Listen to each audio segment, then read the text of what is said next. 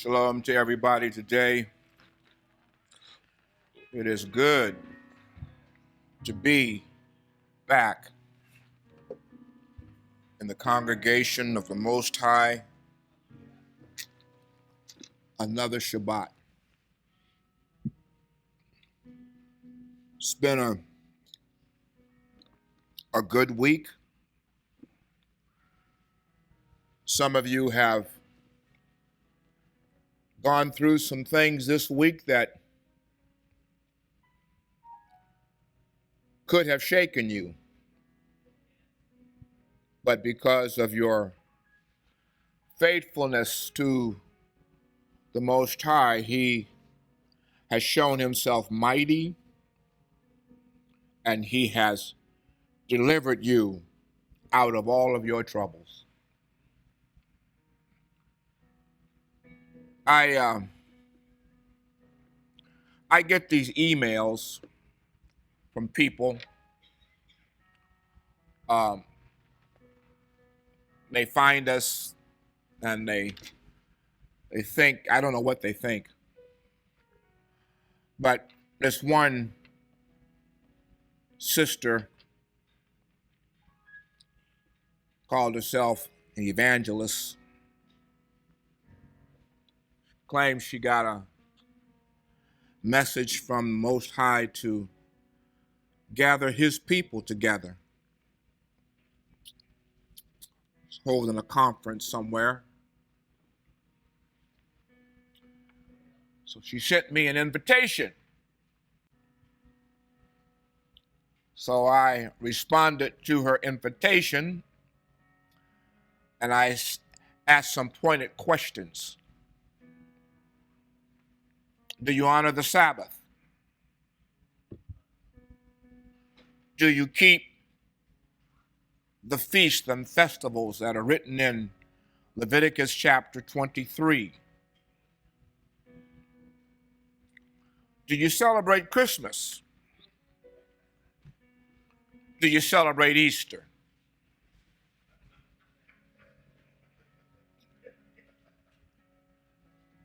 I said, if your response to those questions, any one of them, is yes, then I got bad news for you. The Most High is not calling anybody to gather His people who are not bringing them to the element of truth. Of course, I didn't get a response back.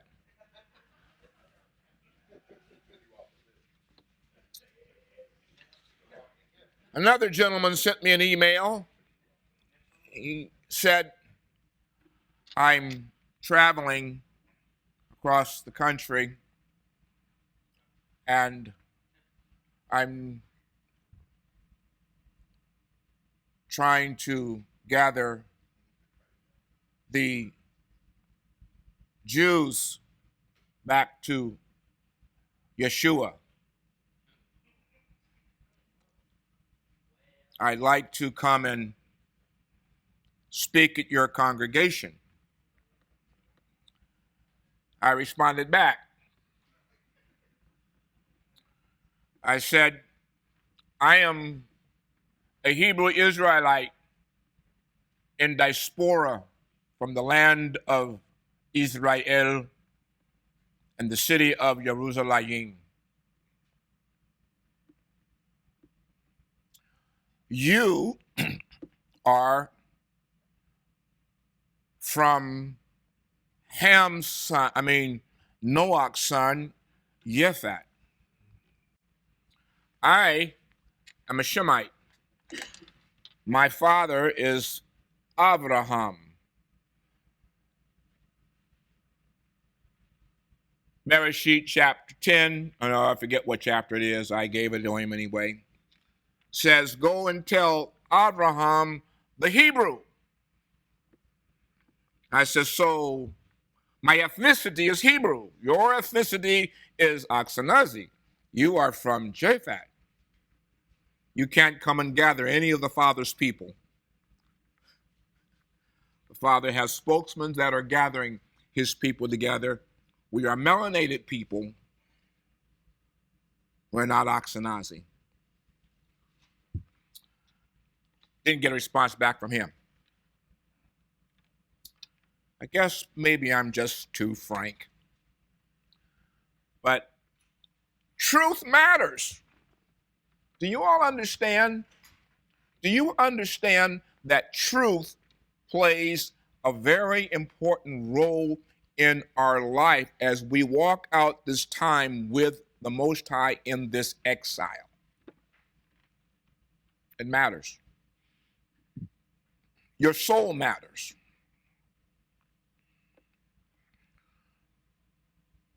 I've been in contact with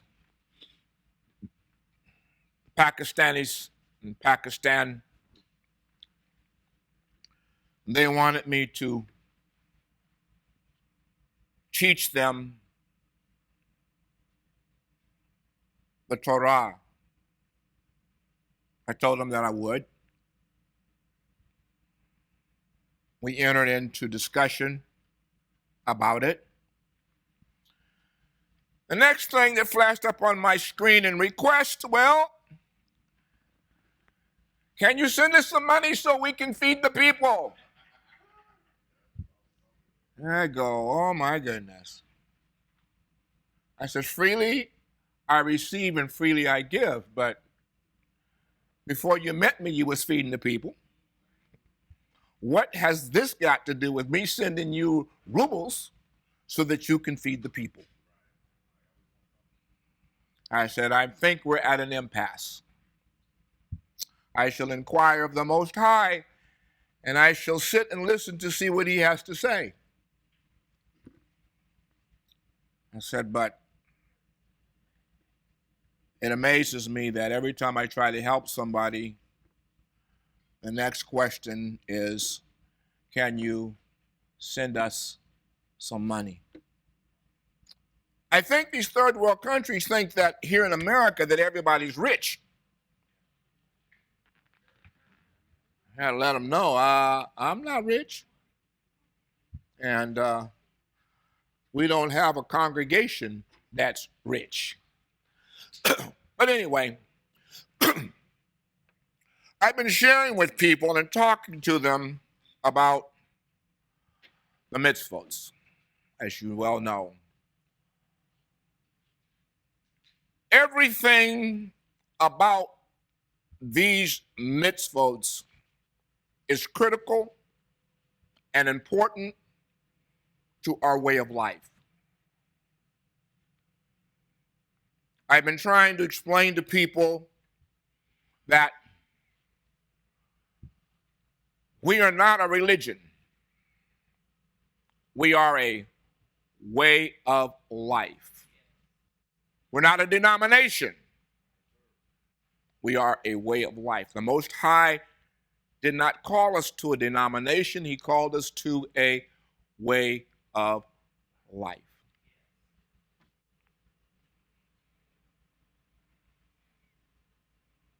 Who's your covering? My covering? Who's my covering? I'm covered by the Ruach. I am covered by the one who goes by the name Yahweh, who in the Hebrew language is also referred to as El, which is not translated to be God, but is translated to be the mighty one. That's who covers me.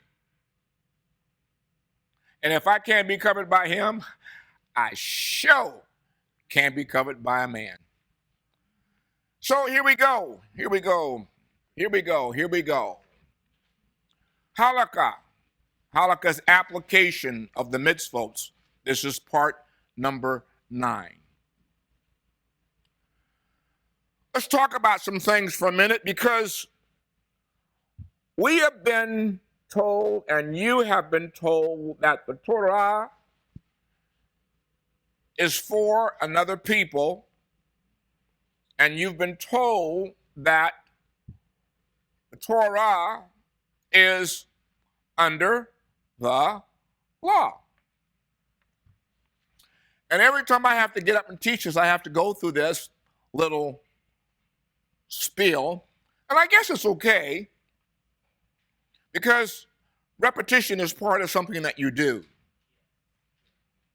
An athlete, everything about an athlete is repetition. Repetition.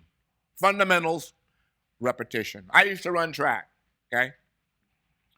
I couldn't run the 100-yard or the 200-yard dash without getting in the blocks, putting my fingers on the line and getting ready. That was fundamental. That was repetitious. It happened every time. So in teaching, repetition is a good thing.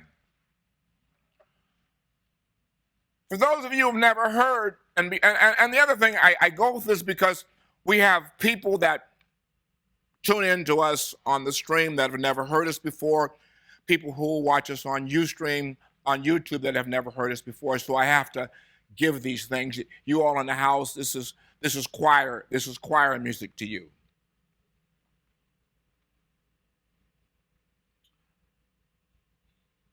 In the book of Romans, Shaul, whom the Christian church calls Paul, says these words: we are not under the law. We are under grace. Christian church has taken that and run with it. Told everybody that functions under the law that you are being, forget what the word is now. Anyway, they tell you it's not necessary. It's for another people. Shaul is correct in his statement when he says that we are not under the law, but let's understand what he's saying. Because remember something about Shaul. Shaul says that I am a Pharisee of Pharisees. That means that he is one who is strict to the application of Torah. He's aware that the Torah has been perverted. There is a Talmud. There is a fence that the rabbis have circled the Torah with to protect it. And what he's saying is we're not under that fence. He's not saying that the Torah or the law has been abolished. He's saying we're just not under that perversion. And he asked a question. Nobody understands this question. Shall we continue in sin that grace may abound?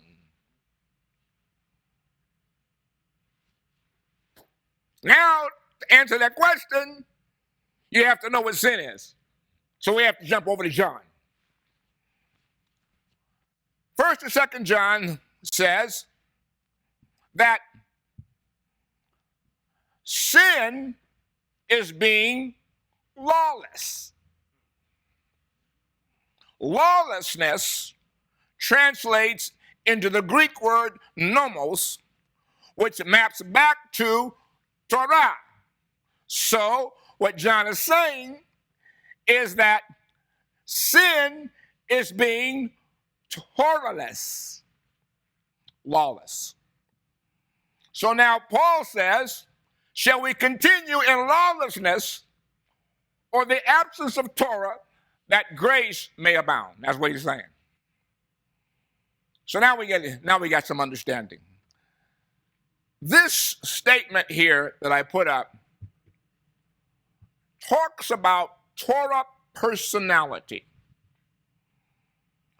The total Torah personality is an individual whose behavior reflects all facets of Torah fulfillment. That's application. Both in regard to his personality and relationship with Yahweh, and his relationship with his fellow man.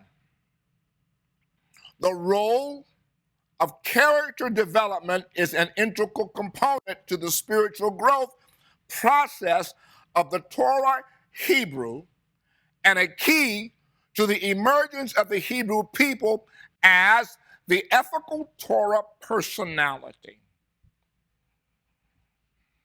So, when we talk about Torah, we're talking about things that are germane to morality. We're talking about things that are germane to a way of life, a way of living, a structure. Right now, this nation that we're living in is struggling with its own constitution. It has a Supreme Court, which is trying to interpret a constitution that was written hundreds of years ago by the founders and make it applicable to today. And I'm sad to say that with all their law degrees, they are missing it badly. The Most High's Constitution only needs us to look at the application in text. Don't add anything to it. Don't take anything away from it. Hear what he's asking us to do and do that.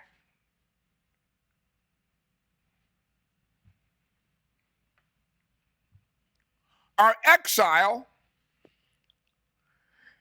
is promulgated by the fact that our ancestors, our Hebrew ancestors, did not follow the Torah of the Most High, and they did something that was even worse. They went whoring after other Elohims. Now, the interesting factors that we're dealing with here in this is that the Torah and the Torah personality and the relationship that we build with Yahweh and with our fellow man bring us in harmony with creation. Everything in creation has been brought together by the voice and the words of the Most High, which are germane to what is spoken out of his mouth. So, in order for us to have a happy life, and the question I want to ask you today, are you happy? Are you happy? Do you want to be happy? Because if your life and your personality and your behavior does not reflect the teachings of Torah, chances are you're not happy.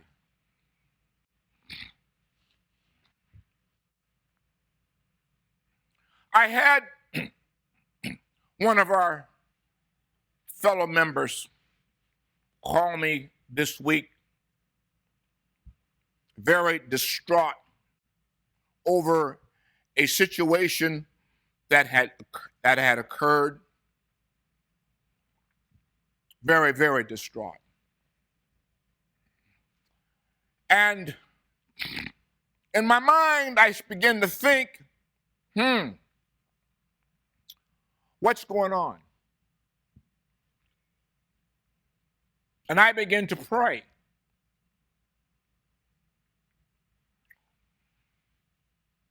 the circumstance and the situation that our dear congregant was in landed them in jail. I began to think. I began to pray. I said in my mind, I said, well,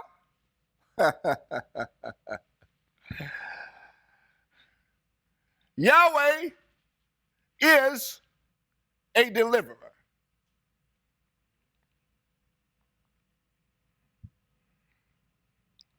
Talking about Torah personality, fulfillment, relationship with the Most High and your fellow man. I got a call when I got home.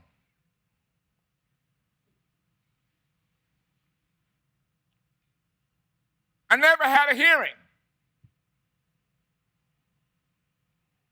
They told me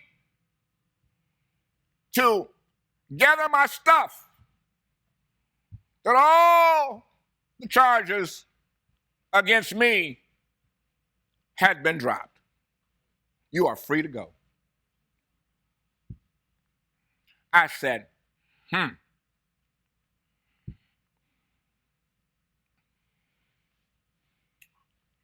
going to get to it.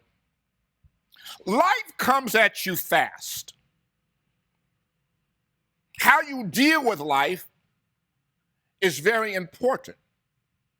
If your head and your mind are wrapped around Torah principles and personalities and traits, and you're walking in harmony with the Most High, I'm going to tell you again. No weapon formed against you can prosper. Now, everything the Most High does in relationship to us is a test of our walk with Him. If you go through a bad space, He's testing you. Wants to see if you're all mouth or you're for real.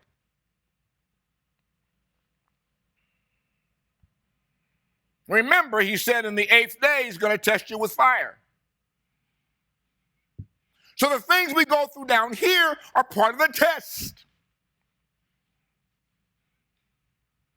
The person told me, he said, you know, Rabbi, the 24 hours that I was in lockup, said I had experiences with cellmates. I said, what'd you do? He said, well, said I talked Torah. He said, what else could I do?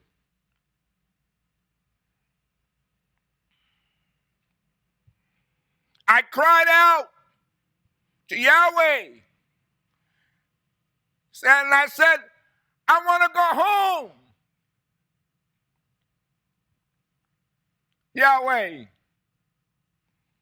He said no less than 20 minutes later, he came and said, get your stuff. You're free to go. So one of the cellmates said, I've never seen anything happen like this before. He said, I know that your God is real.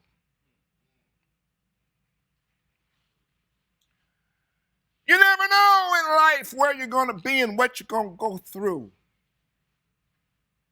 The ability is to hold your poise and know that the Most High said this, know that I am Yah, and I will deliver you out of all your troubles on the condition that you obey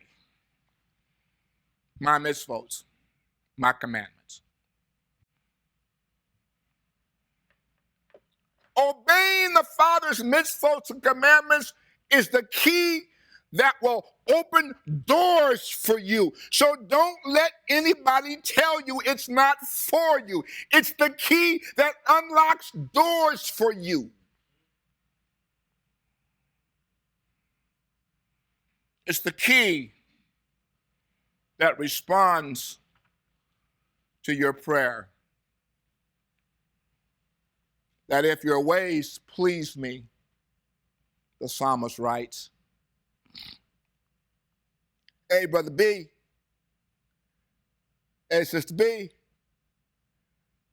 if your ways please me, I will give you the desires of your heart. Can you say amen? That's why these are important.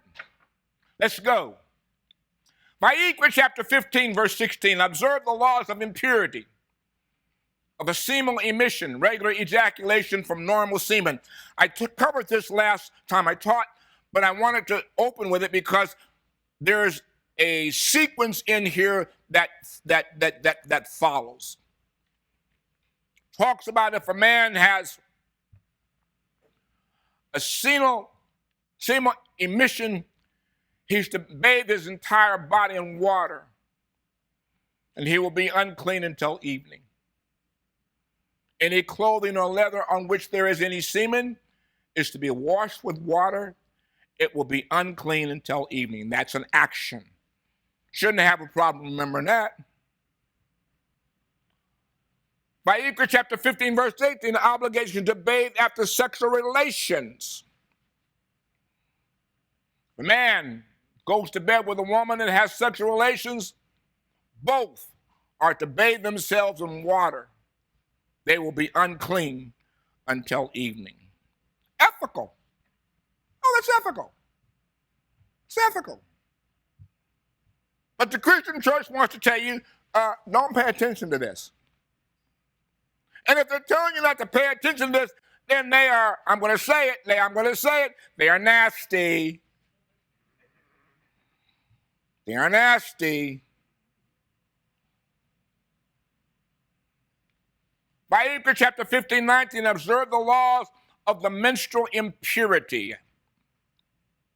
But your sister asked me about this. We're going to cover it. It's right here. We're going to pay attention to the language. If a woman has a discharge, and the discharge from her body is blood, she will be in a state of nida for 7 days. Now, pay attention. It says, whoever touches her will be unclean until evening.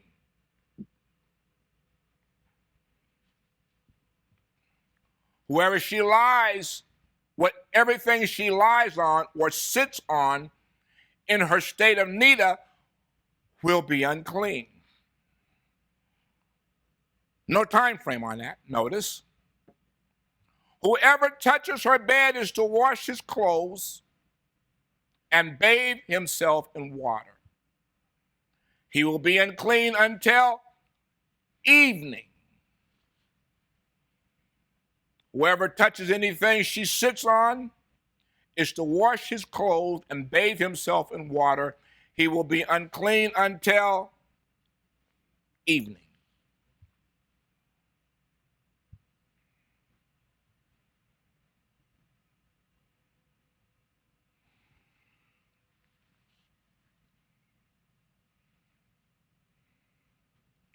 Observe the laws of impurity caused by a woman's running issue.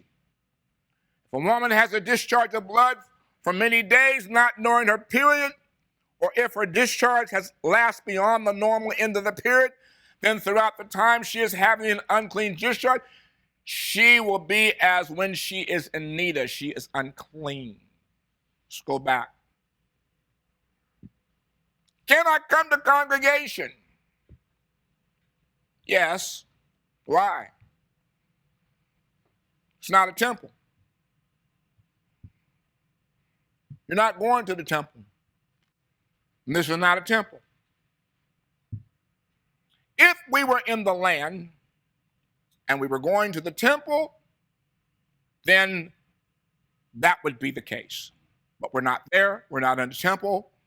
The other facet of this particular mitzvah is it has a stipulation of things that are unclean until when? When? Not 7 days. Evening. Evening. So there are some Hebrew teachers that would say that, well, you can't come, you got to stay home. I'm not saying that because the law doesn't say that.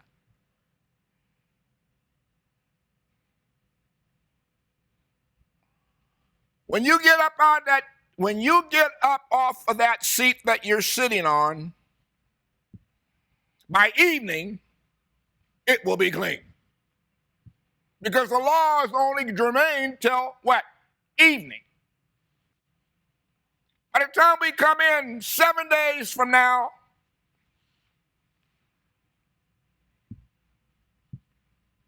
the place where you are sitting will have been clean.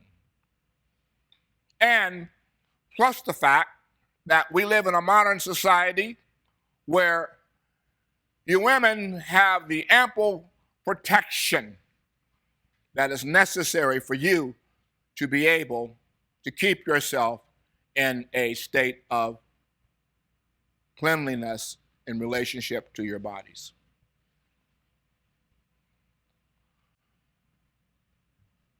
Prohibition to touch things that are associated with neither. Whoever touches those things will be unclean. He is to wash his clothes, bathe himself in water. He will be unclean until evening.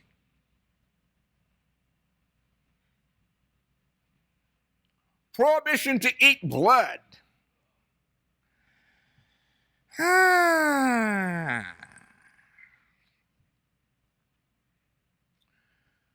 Except you eat my flesh and drink my blood, you have no life in you. So the Greek text says that Yeshua spoke to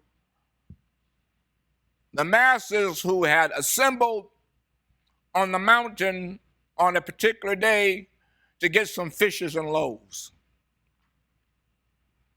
Notice the text says that when they heard those words, they all departed.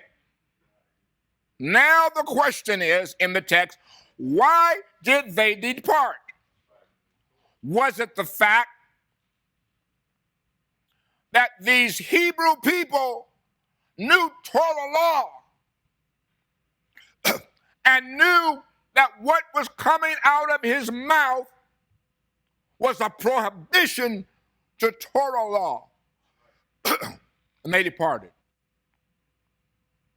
They left. Hungry. No fishes, no loaves. The text says over 4,000 of them split.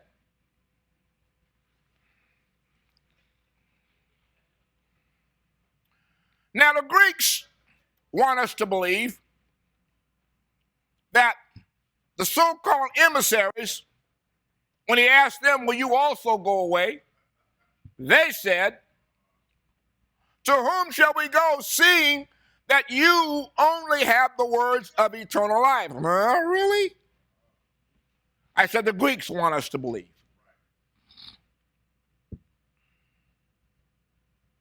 If the Hebrew people split, left, and knew Torah law,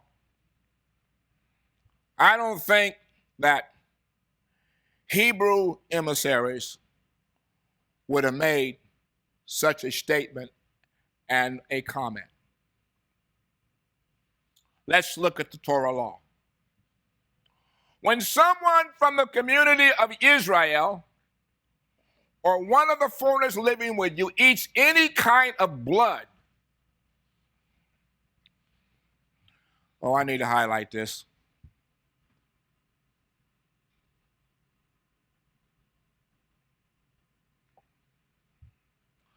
I will set myself against that person who eats blood and cut him off from the people. Now, we need to understand that. So, my dear Hebrew brethren in Jerusalem, at the time that Yeshua made this statement, said, well, Torah says not to do it, and the Most High Elohim, the one who was really Elohim, said, I will set myself against you, and I will cut you off from the peoples. Now, the important part here is understanding this piece right in here. What does it mean to be cut off from the people? Does he mean I'm going to herd you away from the people over here? You're going to be over here. They're going to be over here. Now notice, this cutoff thing doesn't have a time frame. So how long am I going to be cut off? What does cut off mean in Hebrew? I will set myself against you, and you will be demised. When the Most High says cut off, done, over, gone. You no longer exist. Why is that? For the life of the creature is in the blood, and I have given it to you on the altar to make atonement for yourself. I didn't give it to you to eat. I gave it to you for atonement. For it is the blood that makes atonement because of the life. This is why I told the people of Israel, none of you is to eat blood, nor is the foreigner living with you to eat blood. So what we going to do with communion? Except to eat my flesh, drink my blood, you have no life in you. I don't need that kind of life. I need the life that the Most High provides for me, who said to me, if you obey these mitzvahs I'm giving you today, you shall have life through them. That's what the El, the mighty one of Israel, said. I don't know what this guy's talking about. Somebody told me, oh, he kept Torah. Really? Not by this statement.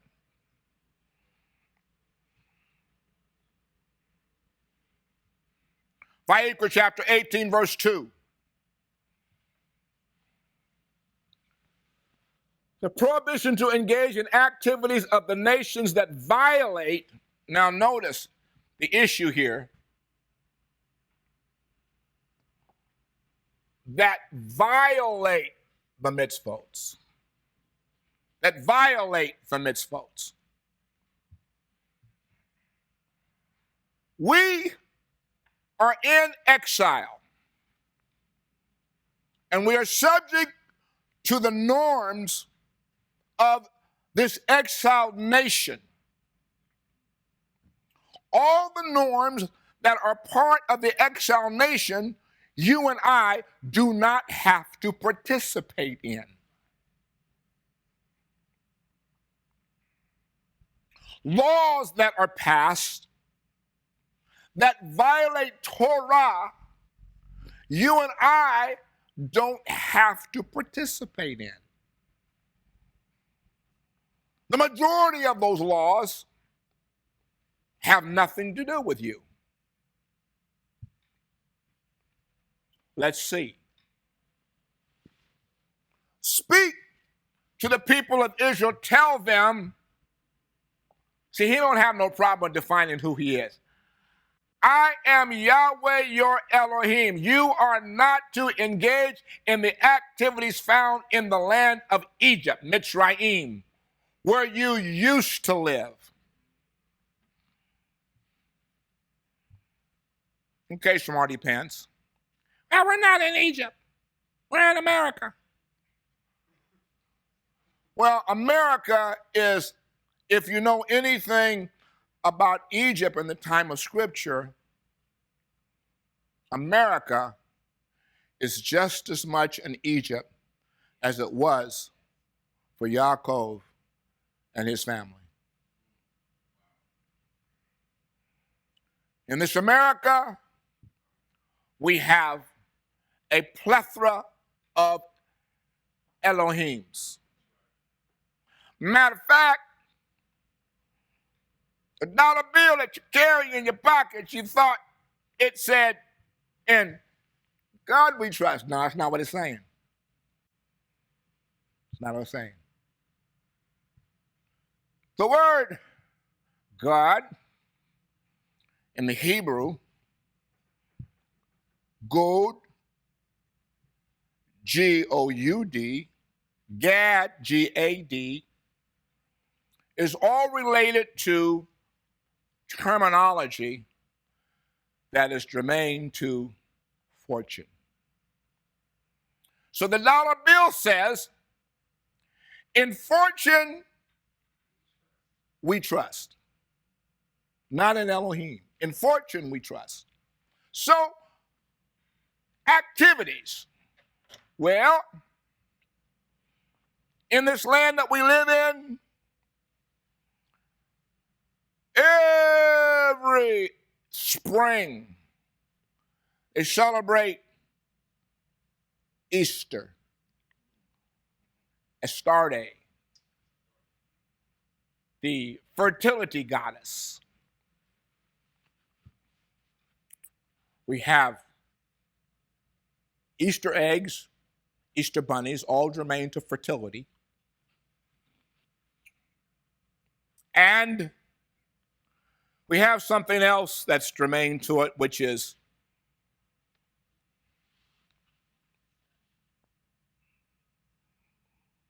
the halo over her head, which is germane to Mithraism. For those of you who don't know what Mithraism, you might want to do a research because it's germane to sun worship. Don't do that. Ho, ho, ho, and a ho, ho, ho. Here comes the guy, the big guy with the white beard, with the red hat, riding in his sleigh, with Rudolph, the red-nosed reindeer, bringing good cheer to everyone. And let us not forget that we have to set up the tree and decorate it with things. It's called Christmas. You are not to engage in the activities found in the land of Egypt where you used to live. You are not to engage in the activities found in the land of Canaan where I'm bringing you. Nor are you to live by their laws.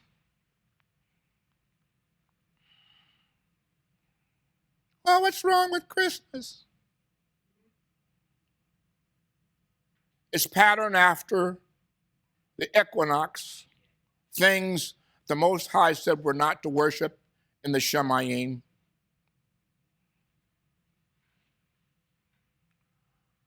Oh, and you haven't really done a study on Christmas.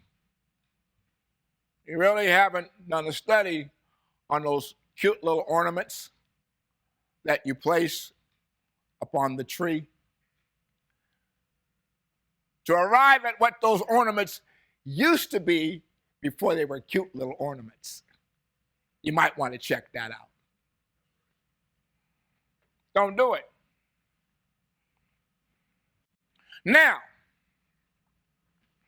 oh, I didn't bring my tablet. Jeremiah who says to us these words: in your exile, you, Israel, are to live in the land of your exile. You are to accept their welfare. You are to marry. You are to have children. And you are to engage and have houses, and you are to live in your exile. That's what Jeremiah says. So now the question is, how do I do this in this exile? Well, pay attention. What laws are being passed that affect you, that impact your Torah responsibility? If the law that's passed doesn't affect you, that you don't have, it's not a daily, it's not like running a red light, okay? There's some laws that are not like running a red light, and they don't affect you. There's a whole lot of laws passed that you go like, and you know what? We don't know what a smidgen of them all are. So the Most High says, here, I don't want you to engage in anything that's going to violate my mitzvahs. The mitzvah speaks to practices which are contrary to the Hebrew way of life and violate any one of the Most High's mitzvahs.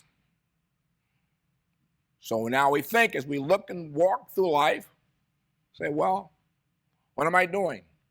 Does this violate a mitzvah? Well, here's the problem.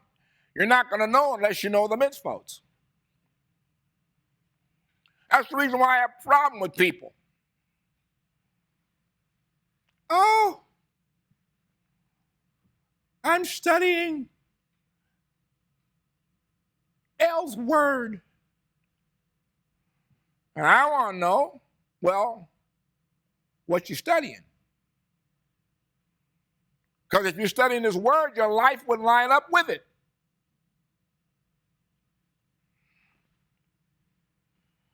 Obligation to obey Yahweh's rulings and laws. Deuteronomy chapter 4. Moshe speaks to Israel. He said, the Most High ordered me or commanded me to teach you rulings and laws. That's Torah. You are to obey them. Live accordingly. I am Yahweh your El. You are to observe my rulings. Uh-oh.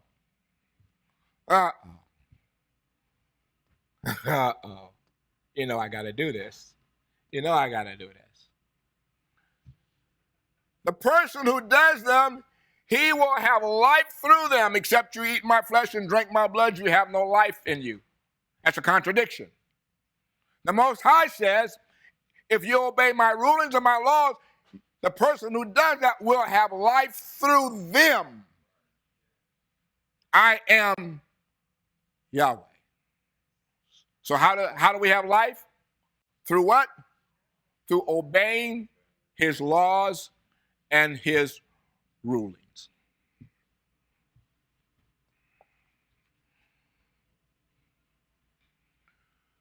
Prohibition to have sexual relationships with a relative.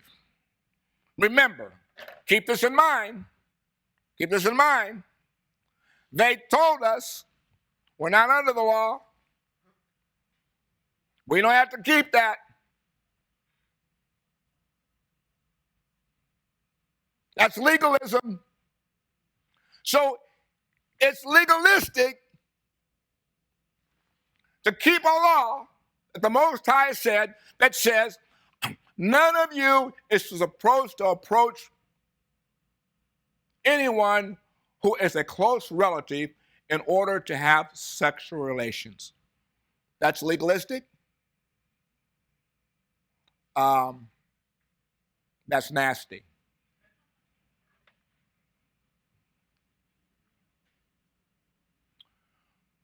Like 18:17, prohibition to have sexual relationship with your father or mother. You're not to have sexual relationship with your father, and you're not to have sexual relationship with your mother. She is your mother. Do not have sexual relationship with her. You are not to have sexual relationship with your father's wife. That is your father's prerogative. So that's legalist. We're not supposed to follow that. That's not ethical. And it certainly isn't moral.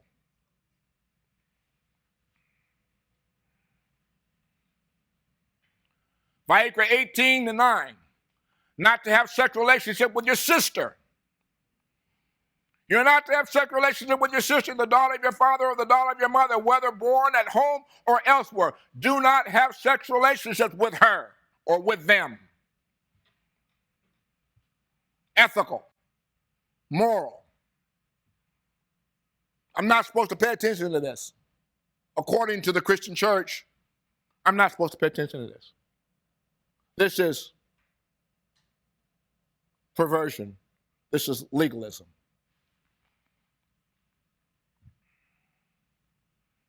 At least that's what Creflo Dollar says.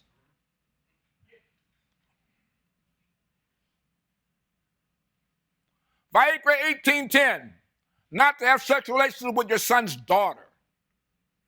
You're not to have sexual relationship with your son's daughter or with your daughter's daughter. Do not have sexual relations with them because their sexual disgrace will be your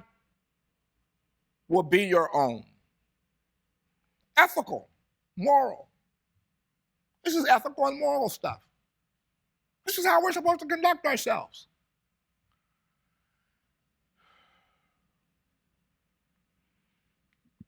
Vayikra 18:10. Do not have sexual relationship with your daughter's daughter, covering the whole family. You're not to have sexual relationship with your son's daughter or with your daughter's daughter. Do not have sexual relationship with them because their sexual disgrace will be your own. The Mormons and those folks over there can do anything they want to do. They're not Israel. We are. Do not have sexual relations with your father's wife's daughter. So now, why is that? Why do you? There's a difference here. What do you see the difference is here that's going on in Israel? Okay, what do you see the difference is? The difference here is that in Israel, the men could have more than one wife. So, the relationship with your father's wife's daughter is not the same as your sister in the other reference. Could be, but he's making it specific so you understand. Same verbiage. You're not to have sexual relationship with your father's wife's daughter born to your father because she is your sister. Do not have sexual relationships with her. Do not have sexual relationship with your father's sister, as your auntie.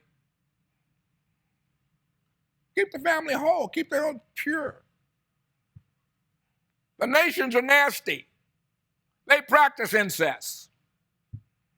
That's not who we are. You're not to have sexual relations with your father's sister because she is your father's close relative. It's your auntie. Ooh, my auntie sure is fine. Oh, she's so pretty. And you start pushing up on her. No, we don't do that. We're Hebrew. Ethical, moral. But remember, the Christian church says we're not supposed to pay attention to this. Now, all these things that I'm reading that say we're not supposed to pay attention to, it reports something that they lack ethical morals. I'm going to say it again. They're some nasty people. He's calling us nasty. Yes, I am. You're not teaching the people how to have morals and be holy. While we teach them holiness, you can't teach them holiness if you can't teach them ethical responsibility and you can't teach them right morals. Which is a reason why in the Christian church you have a whole lot of incest. You have a whole lot of stuff going on that is not ethical and is not moral because you don't teach it and you don't hold people accountable to it. In the Hebrew way, we have to hold ourselves accountable. Why? Because in some of these laws, the most I said, I'll cut you off. Not to have sexual relationship with your mother's sister. Auntie again. Same run, same thing. Not to have sexual relationship with your father's brother's wife. Same rule of thought.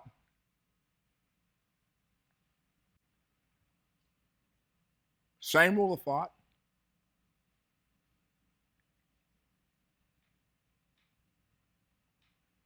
Not to have sexual relationship with your son's wife. Oh my goodness. Son finds himself a wife. And usually the son is younger than the father. And maybe there's a brother in the house. Brother, father, no one is to have sexual relationship with your daughter-in-law because she's your son's wife. Ethical? Moral. You don't do it.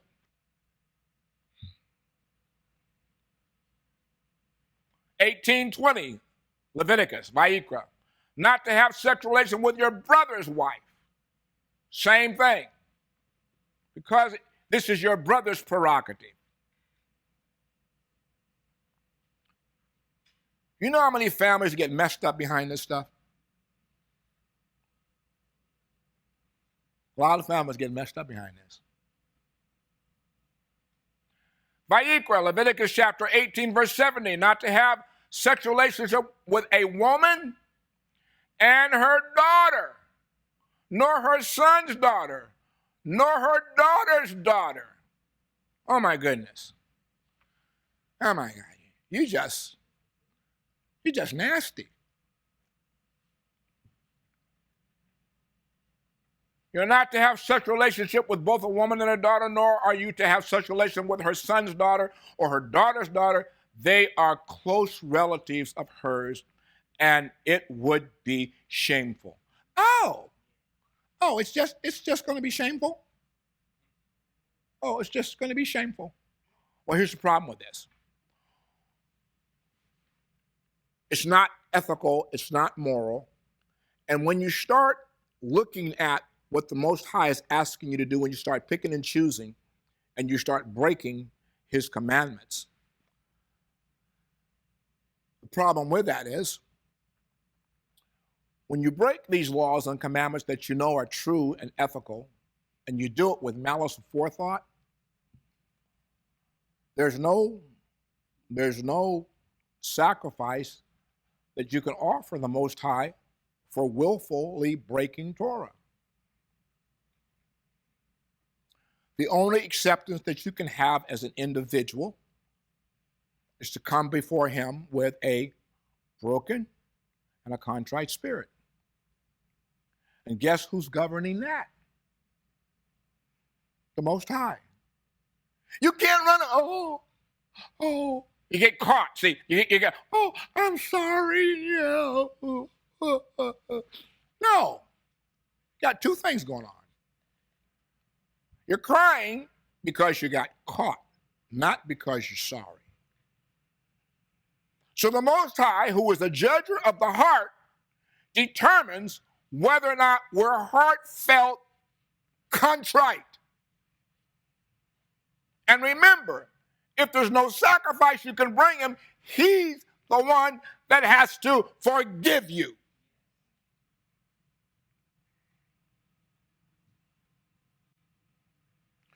Some people wonder how come they die early. And I'm just saying, sometimes people die before their days and times because they have this built up system that's being recorded in the Shemayim. Remember, the Most High says, lo, you have tempted me. How many? How many? Anybody counting? Anybody counting? Anybody counting? You know what number you're on before judgment falls?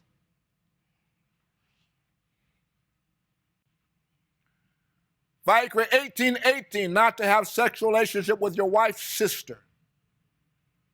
You're not to take a woman to be a rival with her sister and have sexual relation with her while her sister is still alive.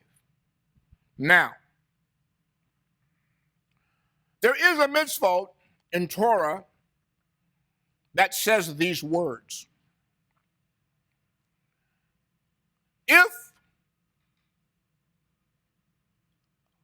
your sister is married to a man, you see, let me get it right.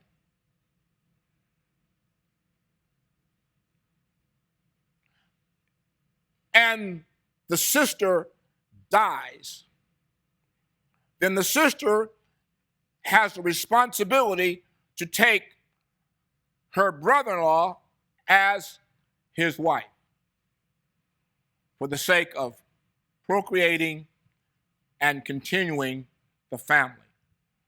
That is a law in Torah.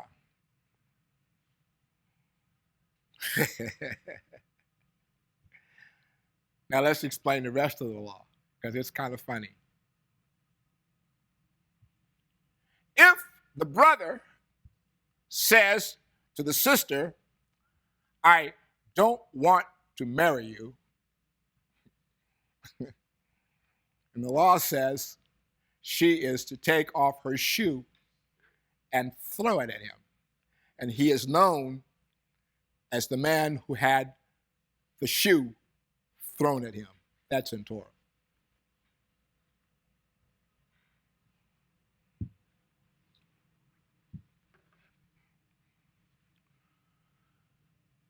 Vayikra 18:19, not to have sexual relationship with a menstrual impure woman. Okay, we've gone through that. You are not to approach a woman in order to have sexual relations with her when she is unclean from her time of nida. Not to have sexual, Vayikra 18:20, not to have sexual relations with someone else's wife. You're not to engage, you're not to go to bed with your neighbor's wife and thus become unclean with her. This one right here, you will die. If we're in Israel, if we're in the land and this happens, you're done. They're digging a hole, putting you in it all the way up to your neck. And the community, old, young, all the community is to come out and play baseball with your head until you're dead. It's called a stoning.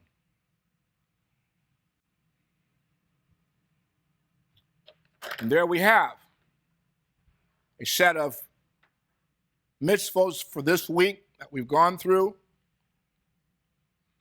The Most High says we need to meditate upon these.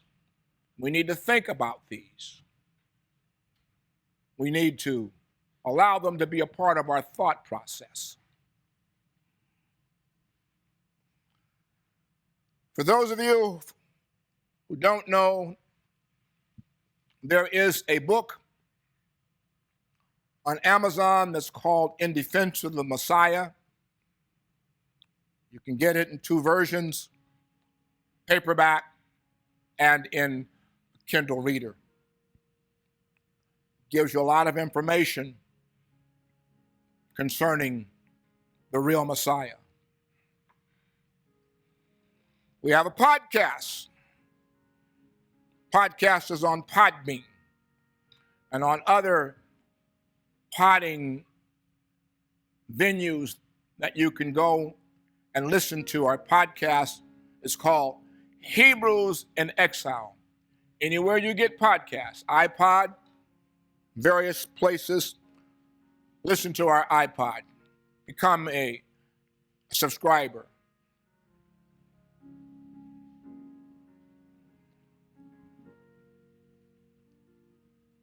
And Apple Music, you can also go there. And if you key in Kevin Holman, you can also download the worship music that you hear in this house each week. We'd love to have you as a part of our Hebrew family. Gather with us on this Shabbat at this place. And I say to you, Yebarekaka, Yahweh, V'yishbaraka.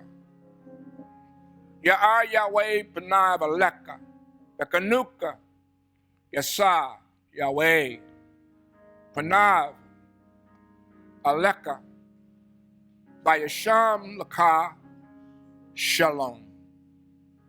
May Yahweh bless you and keep you. May Yahweh make his face to shine on you and show you his favor. May Yahweh lift up his face toward you and give you shalom, peace.